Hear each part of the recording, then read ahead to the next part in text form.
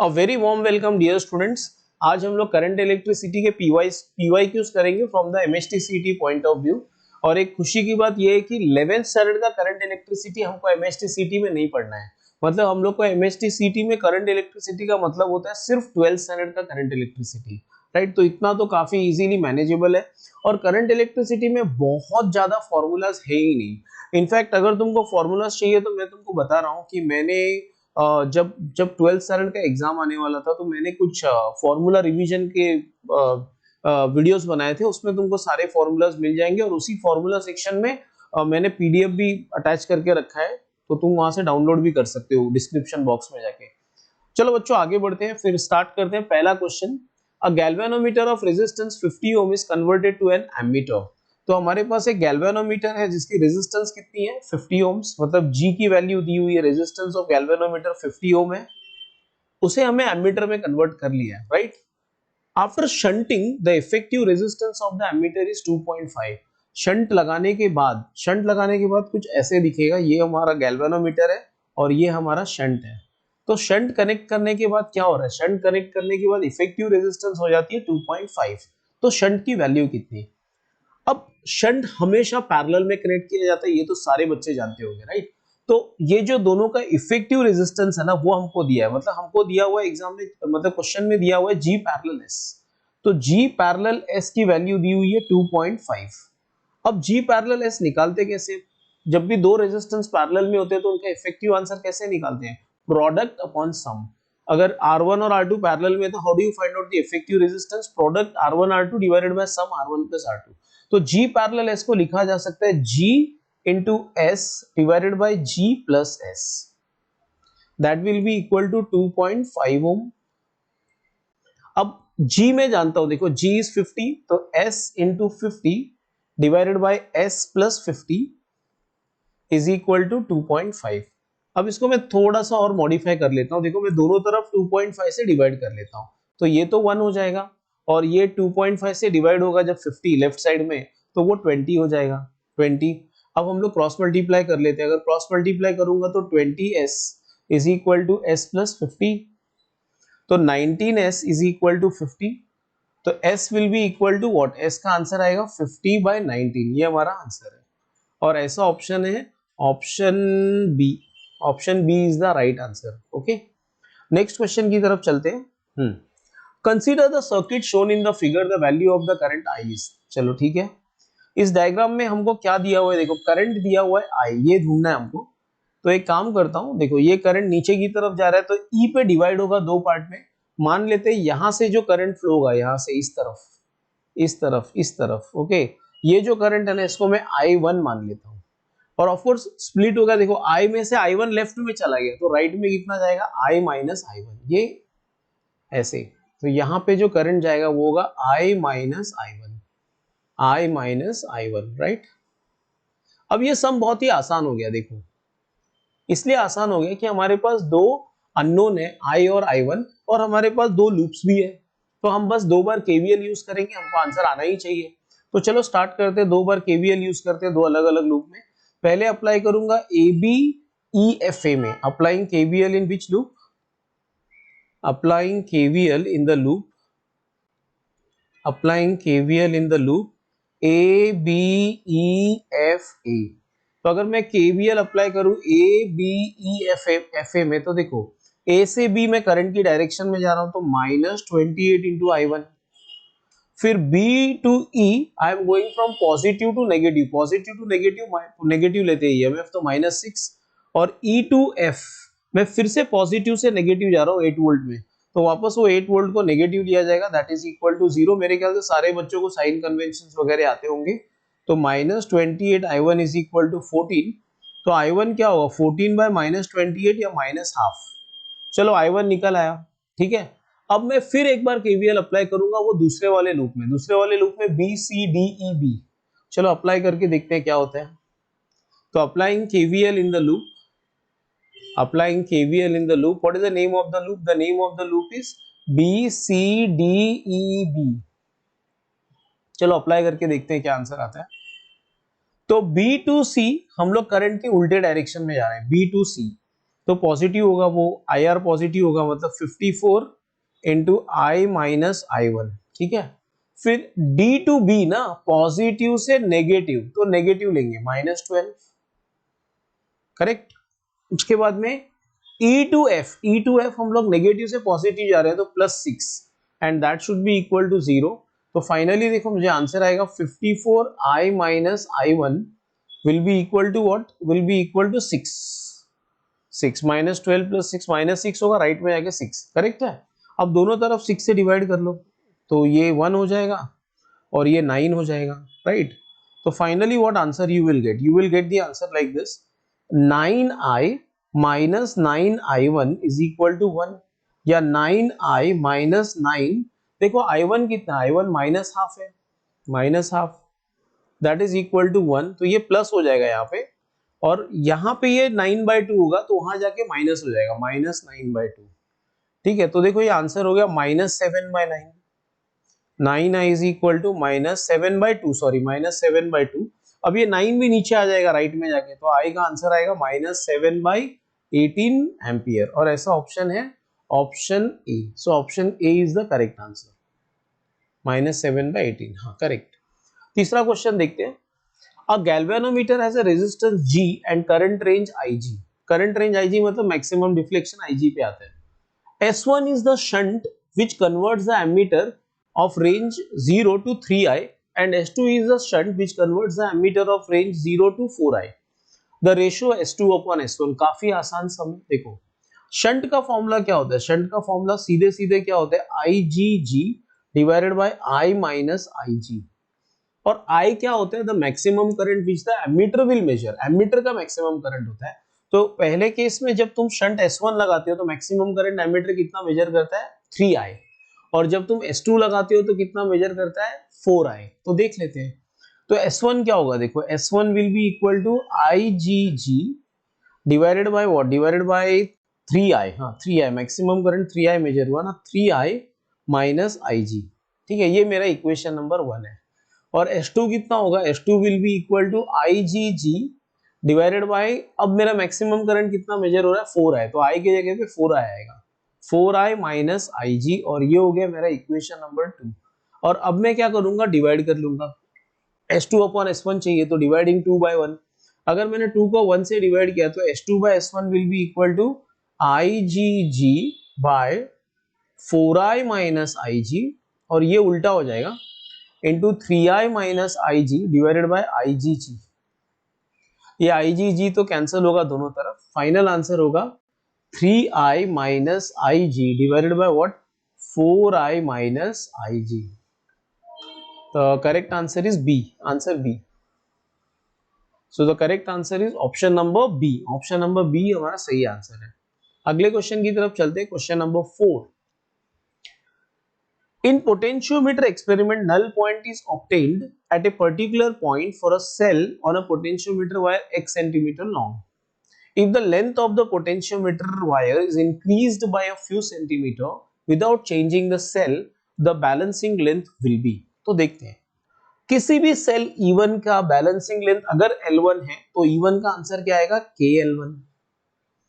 Okay, किसी भी cell E1 का बैलेंसिंग लेंथ अगर L1 है तो आंसर रिलेशन क्या आता है, E1 is equal to KL1, ये तो हम जानते हैं।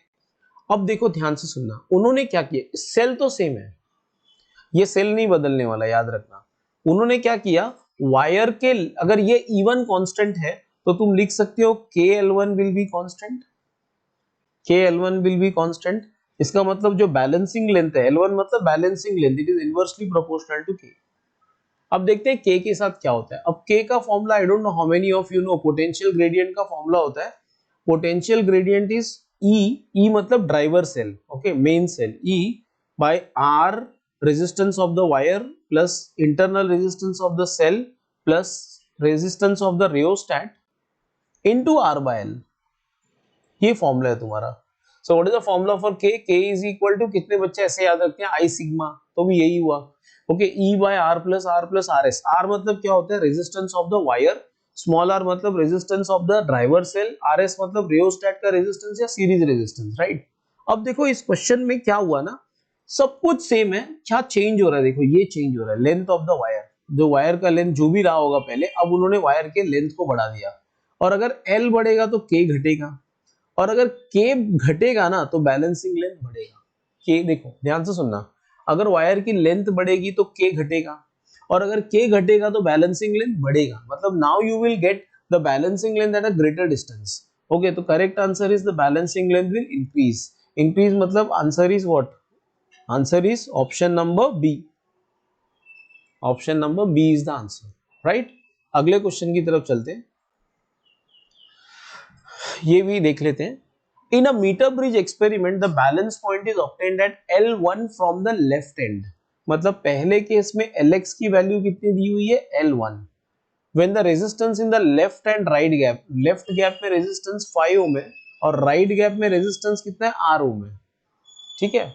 when the resistance R is shunted with a equal resistance, the new balance point is 1.6 L1। अब देखो सिचुएशन क्या दिया हुआ है, Lx डैश कितना है, अब नया वाला नल पॉइंट 1.6 L1, x तो अभी भी 5 ओम ही है, लेकिन जो रेजिस्टेंस था ना R डैश, उसकी वैल्यू कितनी होगी? R पैरेलल R, और R पैरेलल क्या होगा? R into R upon R plus R, that is equal to R/2, ठीक है। पूछा क्या है? What is the value of R? R कितना? R कितना? चलो स्टार्ट कर लेते हैं। स्टार्ट कर लेते हैं। हम जानते हैं कि मीटर ब्रिज में हम क्या लिख सकते हैं, what is the only formula valid for metre bridge? x upon R is equal to Lx upon 100 minus Lx। x upon R is equal to Lx upon 100 minus Lx, या 5 upon R is equal to what? L1 upon 100 minus L1, और ये हो गया मेरा equation number 1। Second case में क्या हो रहा है देखो, x तो अभी भी 5 है, तो x dash upon R dash will be equal to what? Lx dash upon 100 minus Lx dash, ठीक है। मेरा x डैश तो अभी भी 5 है, लेकिन R क्या हो गया? R/2, तो वो 2 मैं ऊपर लिखूंगा यहाँ पे, देखो R/2 तो 2 मैंने ऊपर लिख लिया, that is equal to what? That is equal to what? I'll tell you. That is equal to Lx dash. Lx dash कितना? 1.6 L1 divided by what? 1.6 L1 divided by 100 minus 1.6 L1। अब मैं काम कर रहा हूँ, देखो ये मेरा इक्वेशन नंबर 2, मैं एक काम करने जा रहा हूँ, मैं दोनों तरफ है ना इस इक्वेशन नंबर 2 को 2 से डिवाइड कर लूंगा, तो ये कट गया और ये हो गया 0.8। अब अगर तुम देखो ध्यान से तो लेफ्ट हैंड साइड दोनों का सेम है, इधर भी लेफ्ट में 5/R है, उधर भी लेफ्ट में 5/R है, ऊपर दोनों इक्वेशन 1 और 2 में, तो 1 और 2 को इक्वेट कर लेते हैं, राइट। इक्वेटिंग 1 एंड 2, इक्वेट कर लेते हैं 1 एंड 2 को, इक्वेटिंग 1 एंड 2। तो अगर 1 और 2 को इक्वेट किया जाए तो आंसर आएगा L1 by 100 minus L1 is equal to what? 0.8 L1 divided by 100 minus 1.6 L1। तो मेरे ख्याल से L1 L1 cancel, cross multiply कर लो, 80 minus 0.8 L1 is equal to 100 minus 1.6 L1। तो शायद मैंने सब सही किया है, इज इट कैलकुलेशन सही है? चेक कर लो एक बार। हाँ सब सही तो लग रहा है। L1 बाई 0.8, L1 तो कैंसिल हो गया, राइट। क्रॉस मल्टीप्लीकेशन देख लो, 100 minus 1.6 L1 is equal to 0.8, 80 minus, हाँ सही है। तो ये होगा, ये 1.6 यहाँ लेके आता हूँ, तो 0.8 L1 इज इक्वल टू 20, तो L1 कितना होगा? 20 बाय 0.8, 20 बाय 0.8 मतलब 200/8। अब 200/8 क्या होता है? 25, तो L1 25 सेंटीमीटर आ गया, L1 आ गया 25 सेंटीमीटर। अब क्या करना है, इसको सब्सटीट्यूट कर लो 1 में। अगर 1 में सब्सटीट्यूट कर लिया, 1 में सब्सटीट्यूट कर लो, सब्सटीट्यूटिंग इन 1, अगर मैंने इसको 1 में सब्सटीट्यूट कर लिया तो आंसर आएगा 5/R is equal to 25/100 minus 25, that is 75, 1 जा 3 जा, तो R का वैल्यू आएगा 15 ohm, that is the answer 15 ohm. और ऐसा ऑप्शन है option number B, option number B, that is the correct answer, right. So let's see the next question. Two wires A and B of equal length are connected in left and right gap respectively of a meter bridge. Null point is obtained at 40 cm from the left end. Diameter of the wires A and B are in the ratio 3:1. The ratio of the specific resistance of A to that of B is. चलो देखते हैं।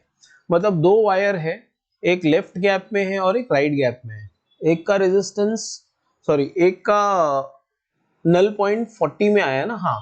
तो चलो लिखते हैं directly, फिर क्या लिख सकते हैं ऐसे। I hope all of you know that resistance in the left gap that is X, resistance in the left gap divided by resistance in the right gap, जिसको हम लोग आर लिखते हैं, है ना, right gap is equal to what, L X, L X जो कि 40 है distance from the left end, divided by L R, L R मतलब नहीं, डिवाइड बाय एल आर नहीं, 100 माइनस एल एक्स, तो 100 माइनस 40। देखो मैंने डेटा वेटा नहीं लिखा, मैंने डायरेक्टली लिख दिया।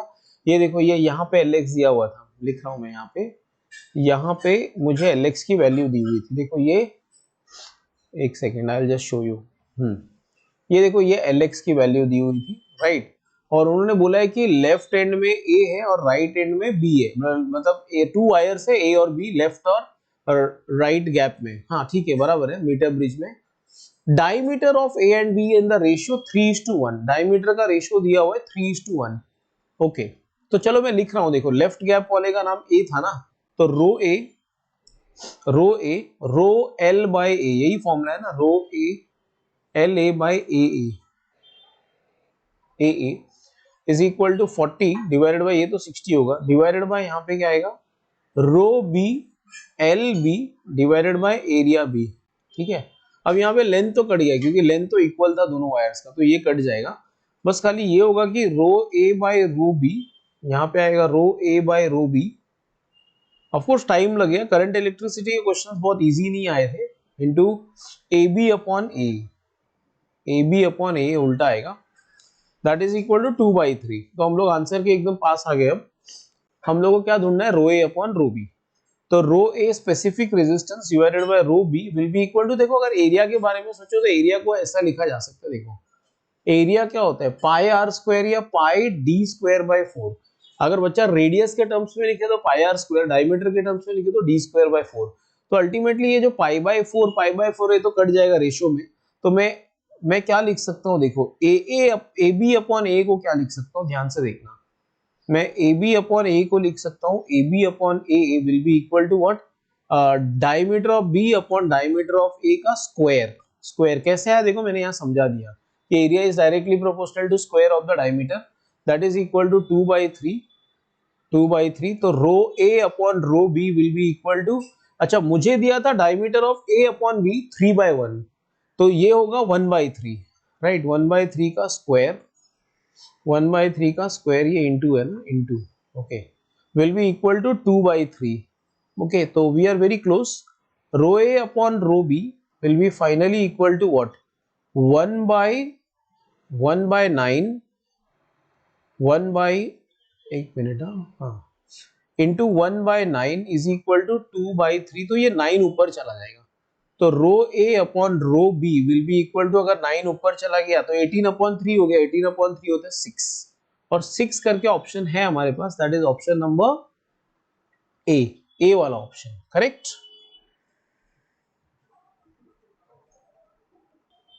So let's see the next question. A moving coil galvanometer is converted into an ammeter reading up to 0.04 ampere by connecting a shunt of 3R, and then into an ammeter reading up to 0.8, नहीं ये 0.8 एक printing error है students, ये 0.8 नहीं है, ये 0.08 है, 0.08 read करना है इसको, okay. When a shunt of resistance R is connected across it, what is the maximum current which can be sent through the galvanometer if no shunt is used? इसका मतलब क्या है, देखो बहुत आसान है, तुमको ये पूछा गया कि what is the maximum current when no shunt is used, मतलब तुमको गैल्वेनोमीटर का रेंज पूछा है, करंट रेंज पूछा है, राइट, कि अगर गैल्वेनोमीटर में कुछ भी नहीं कनेक्ट करते तो कितना मैक्सिमम करंट फ्लो हो सकता था, मतलब IG, ठीक है। अब देखो पहला केस, शंट का फॉर्मूला क्या होता है, shunt is equal to IgG by I minus IG, right. Case one में शंट की वैल्यू क्या है, केस वन में शंट की वैल्यू क्या दी हुई है, 3R, that is equal to IgG divided by maximum current 0.04 minus IG, ठीक है, ये हमारा इक्वेशन नंबर 1, ठीक है। केस टू में शंट की वैल्यू क्या है, R, R that is equal to IgG divided by what 0.08 minus IG, क्योंकि अब तुम 0.08 तक मेजर कर सकते हो और हमको ढूंढना है IG। तो एक काम करो, डिवाइड कर लो, डिवाइडिंग 1/2।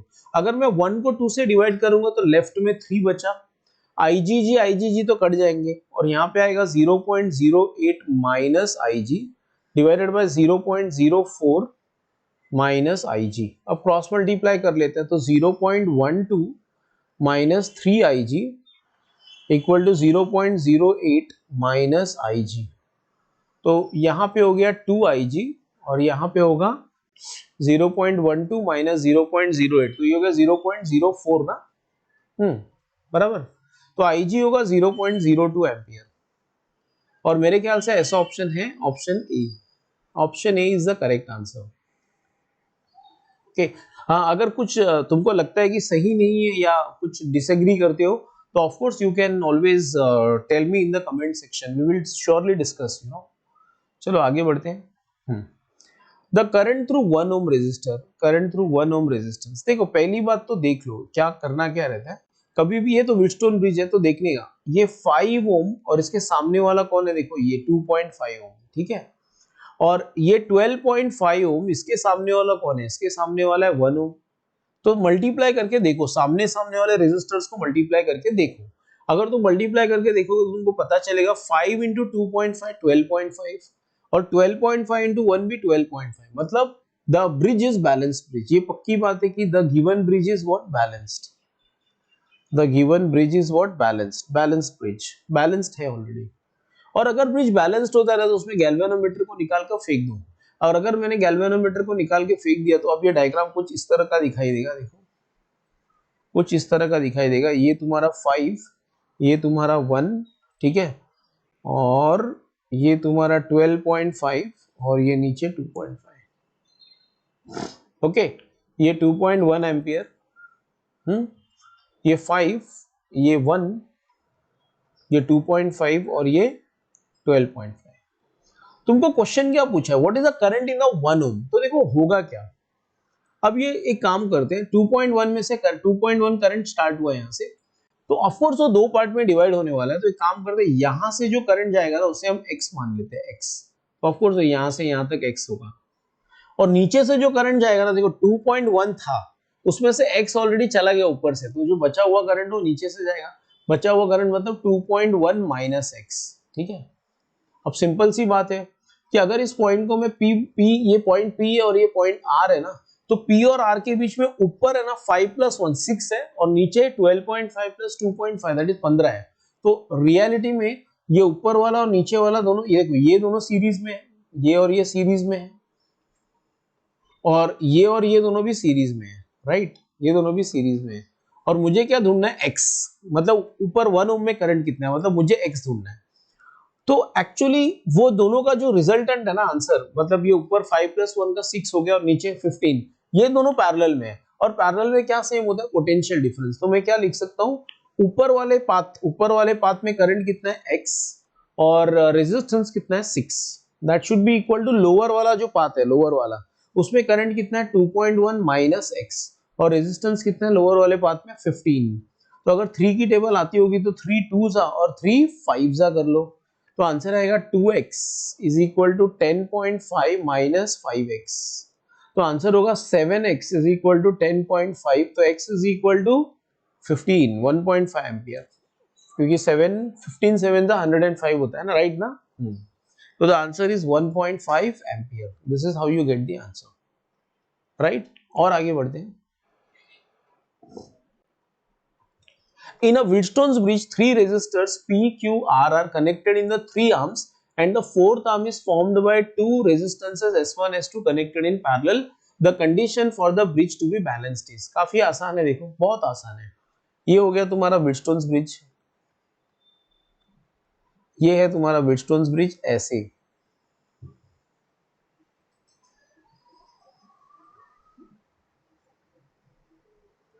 देखो लिखते कैसे पी क्यू आर एस, बच्चा साइक्लिक नहीं लिखते पी क्यू आर एस, ऐसे लिखते ये पी ये क्यू फिर इस तरफ वापस, देखो पी क्यू आर एस ऐसे लिखते हैं, राइट, ऐसे साइक्लिक नहीं लिखते। तो ये पी ये क्यू ये आर और यहाँ पे S नहीं है, ये क्या है, S1 पैरेलल S2 है। यहाँ पे वो लोग ने बोला है S1 पैरेलल S2। अच्छा, ये भी बोला है कि ब्रिज बैलेंस्ड है। हम जानते हैं फॉर बैलेंस्ड ब्रिज हम क्या लिख सकते हैं, फॉर बैलेंस्ड ब्रिज हम क्या लिख सकते हैं, अगर ब्रिज बैलेंस्ड है तो हम लिख सकते हैं कि सामने सामने वाले जो रेजिस्टर्स है उनका मल्टीप्लिकेशन क्या होना चाहिए, सेम होना चाहिए। तो P into S1 parallel S2 should be equal to what? It should be equal to Q into R. Q into R. तो P into P upon Q will be equal to what? R upon S1 parallel S2 upon S1 parallel S2। और S1 parallel S2 कैसे निकालेंगे, product upon सम। Product क्या होगा, product होगा S1 S2 divided by सम क्या होगा, S1 plus S2, right. तो finally तुम्हारा आंसर आएगा P upon Q is equal to R S1 plus S2 divided by what, S1 S2। ये तुम्हारा आंसर है। और ऐसा ऑप्शन मुझे दिखाई दे रहा है कहां पे वाले में, ऑप्शन नंबर सी में।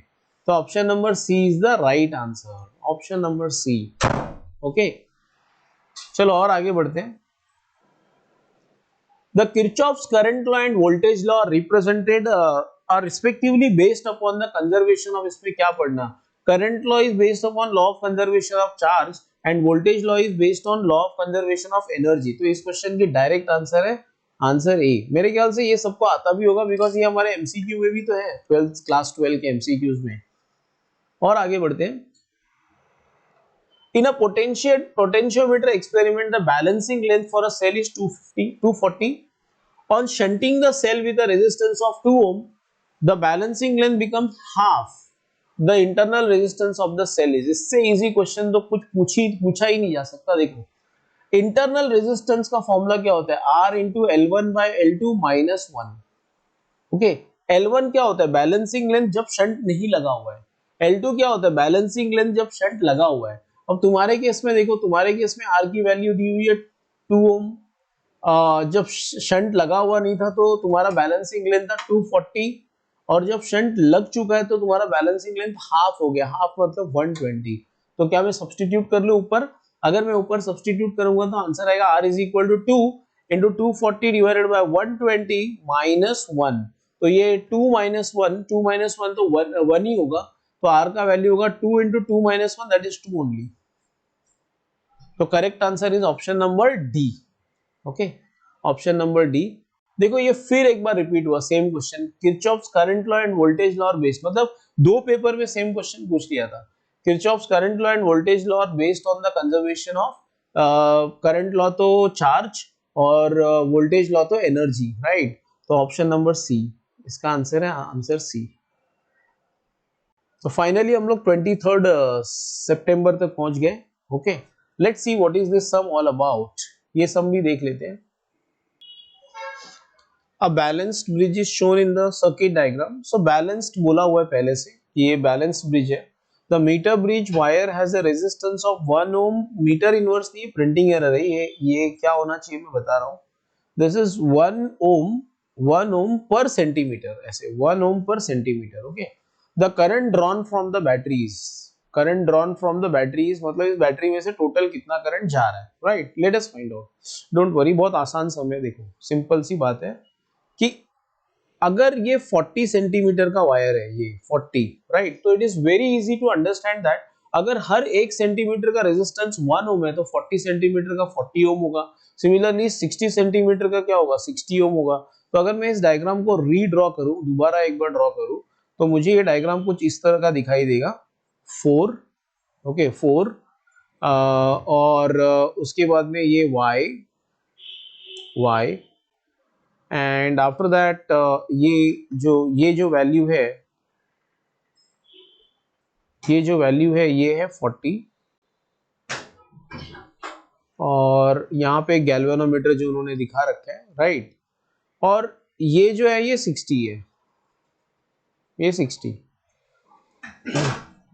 क्योंकि ये बैलेंस्ड है, क्योंकि ये ऑलरेडी बैलेंस्ड है, तो क्या होना क्या चाहिए, देखो J इंटू ये the product of opposite resistances, ऐसे वाला, इन दोनों का मल्टीप्लीकेशन, और इन दोनों का मल्टीप्लीकेशन क्या होना चाहिए, सेम होना चाहिए।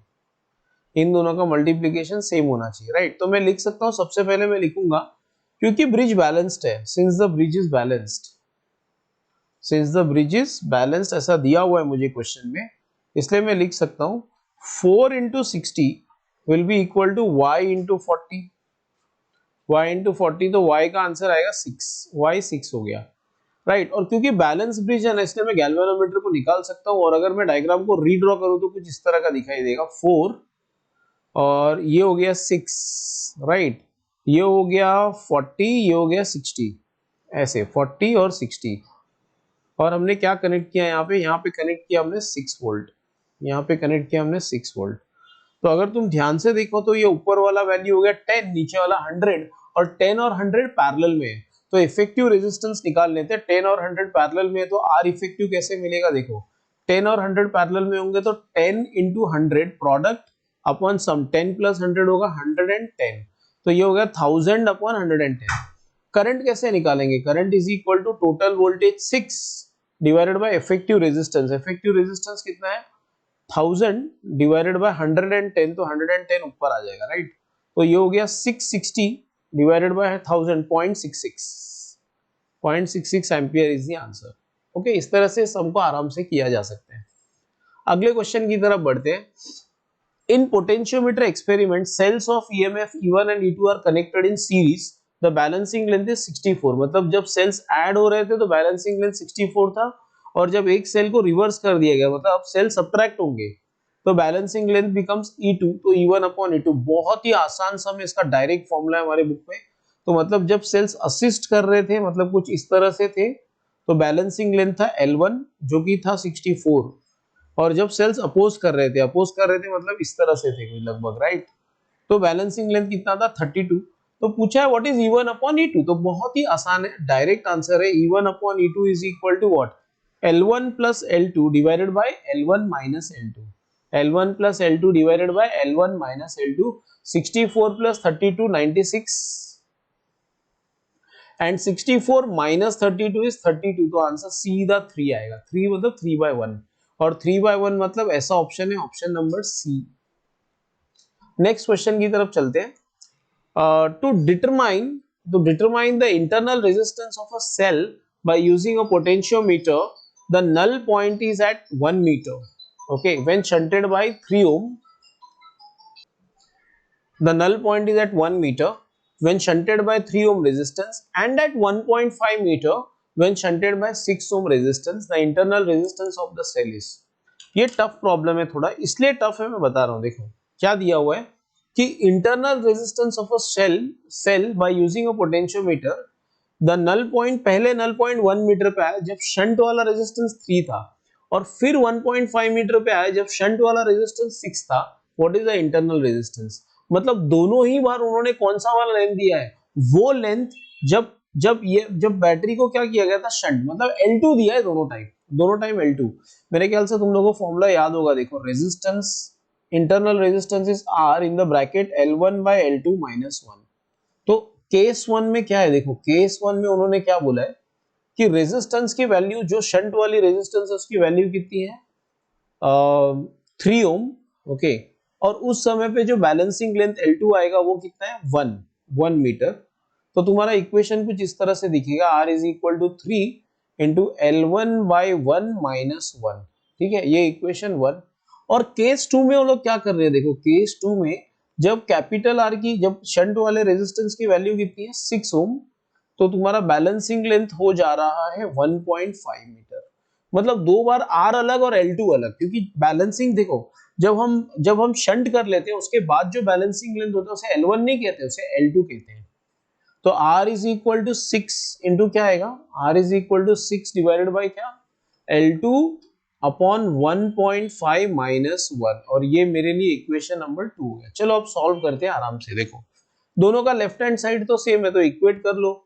इक्वेट करेंगे तो 3L1 minus 1 is equal to 6L2 by 1.5 minus 1। देखो कुछ गड़बड़ ना हो जाए यहाँ पे, 1 जा और 2 जा, चलो ये तो कैंसिल हो गया। अब बचा क्या यहाँ पे, L1 minus 1 is equal to 2L2 by 1.5, 2L2 by 1, 2 ये L1 ही है, सॉरी L2 कहाँ से आ गया यहाँ पे, गड़बड़ हो गया, रुको एक मिनट। ये L1 है ना, ये ऊपर तो L1 होगा, L2 तो हमने सब्स्टिट्यूट किया होगा नीचे, ये L1 है।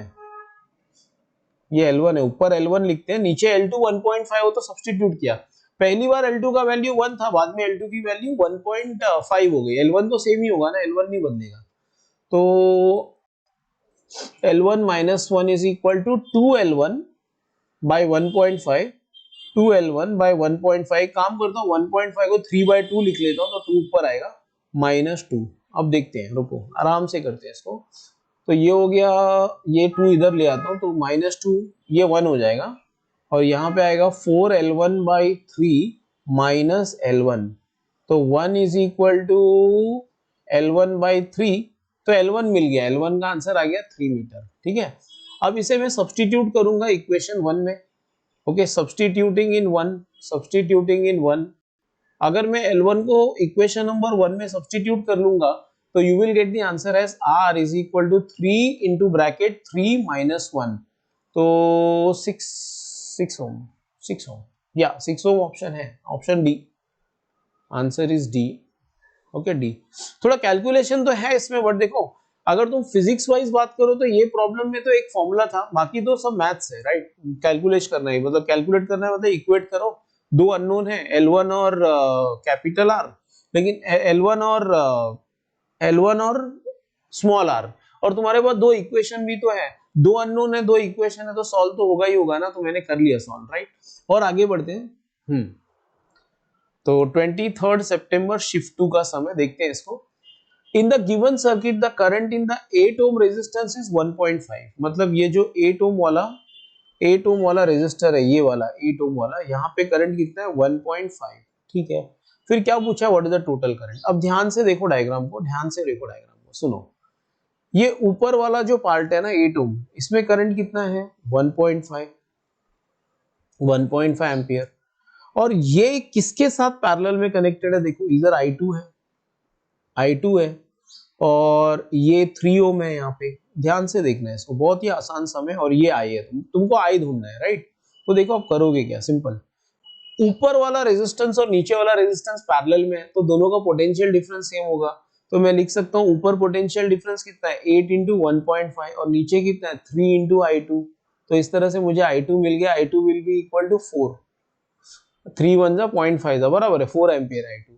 अब सिंपल है, I1 भी मिल गया, I2 भी मिल गया, यहाँ पे देखो ये करंट कितना है जो आ रहा है 1.5, और I2 मैंने निकाल लिया, तो I कैसे मिलेगा, इनकमिंग इज इक्वल, देखो इस जंक्शन पे दो करंट आ रहे हैं 1.5 और I2, तो I will be equal to what, incoming is equal to outgoing, तो I will be equal to 1.5 plus I2, that will be equal to 1.5 plus 4, the answer is 5.5 ampere, और ऐसा option है option number D, option number D, so answer is option number D. अगले question की तरफ चलते हैं। In a potentiometer experiment, when three cells A, B, C are connected in series, the balancing length is 420, मतलब तीनों जब एक साथ है ना, तो बैलेंसिंग लेंथ कितना है 320, मतलब मैं ऐसा लिख सकता हूं EA plus EB plus EC, ये plus EB plus EC, okay, इन सबका बैलेंसिंग लेंथ मतलब जोड़ के क्या आता है, देखो इफेक्टिव क्या कर रहे हैं, इफेक्टिव ईएमएफ इक्वल टू के टाइम्स बैलेंसिंग लेंथ, यहाँ पे बैलेंसिंग लेंथ कितना दिया 420 सेंटीमीटर ना, मैं सेंटीमीटर में मीटर में लिख लेता हूँ 4.2, ठीक है, ये पहला इक्वेशन। फिर क्या बोला गया, जब ए और बी सीरीज में है तो 2.2, मतलब जब सिर्फ ए और बी सीरीज में है तो बैलेंसिंग लेंथ कितना आएगा, ईएमएफ इज इक्वल टू के times of balancing length 220 centimetre मतलब 2.2 मीटर। जब बी और सी सीरीज में है तो बैलेंसिंग लेंथ 320 सेंटीमीटर, बी और सी मतलब ईबी प्लस ईसी कितना हो गया 3.2 के।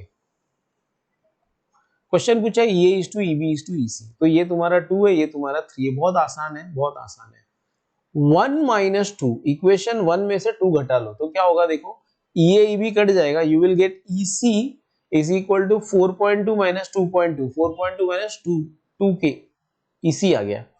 सिमिलरली अब एक काम करो 1 माइनस 3 कर लो, अगर 1 माइनस 3 मतलब 3 को 1 में से घटा दोगे तो क्या होगा, ईबी ईसी तो कैंसिल हो जाएगा, ईए मिल जाएगा, what is EA, EA will be equal to 4 K आएगा, सिर्फ के, तो ईए आ गया के, ईसी आ गया 2 के। अब ईबी चाहिए ना, तो ईसी की वैल्यू में यहां पे डाल लेता हूं सेकेंड वाले में, ये इसी की वैल्यू है ना, इस सेकेंड इक्वेशन में डाल देता हूं, तो आंसर आएगा EB plus 2K is equal to 3.2K। तो EB का आंसर भी आ गया। What is EB? EB is equal to 1.2K। EB भी आ गया। अब क्या करोगे, रेशियो तो चाहिए था सबका, तीनों का रेशियो ही तो निकालना था। So EA is to EB is to EC will be equal to what? K is to 1.2K is to 2K। तो अब ये मेरे ख्याल से K तो सब जगह कैंसिल हो जाएगा। Answer is 1 is to 1.2 is to 2। और ऐसा कौन सा ऑप्शन है? 1 इज टू 1.2 इज टू 2 कौन सा ऑप्शन है? Option C. Option C is the answer, option C. अगले क्वेश्चन की तरफ चलते हैं, ये वाला। और हम लोग अब आखिरी पेपर कर रहे हैं मेरे ख्याल से। क्या ये आखिरी क्वेश्चन भी है? नहीं, 2 क्वेश्चन है। रुको।